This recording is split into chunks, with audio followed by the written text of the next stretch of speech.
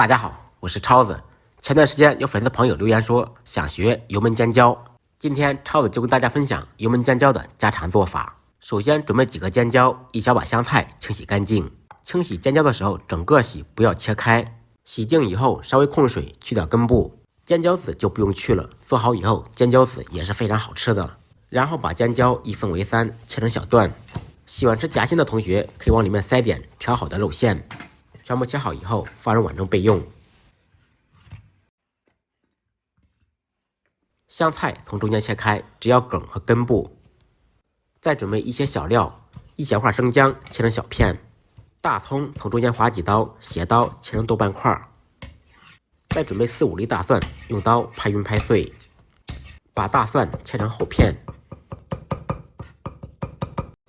起锅，锅烧空气，烧至冒烟以后放入少许油。先把油烧热，用油热面锅的全身。油热以后放入尖椒。这道菜本来是要油炸的，家里面不家常，所以我们采用煎的方式。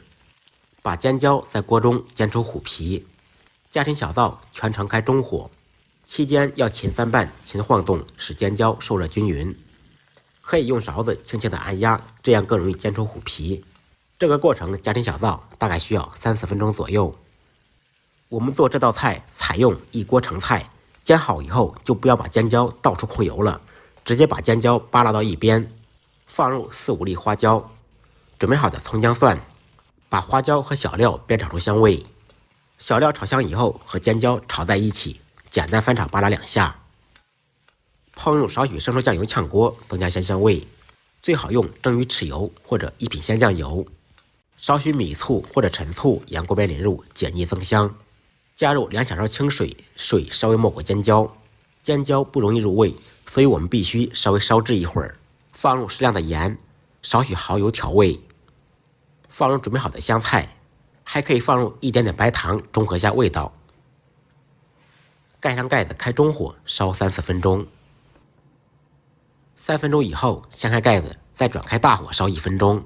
这道菜还有一种热菜冷吃的做法，就是把炸好或者煎好的尖椒在酱油水中浸泡，通过长时间浸泡，同样可以达到入味的效果。最后关火以后，再在锅中焖2-3分钟，使尖椒彻底吸味。这道菜是不用勾芡的，稍微带一点汤汁，软嫩鲜香，香辣入味，非常的下饭。喜欢吃尖椒的同学可以试着做一下，不好吃您提着米饭来找我。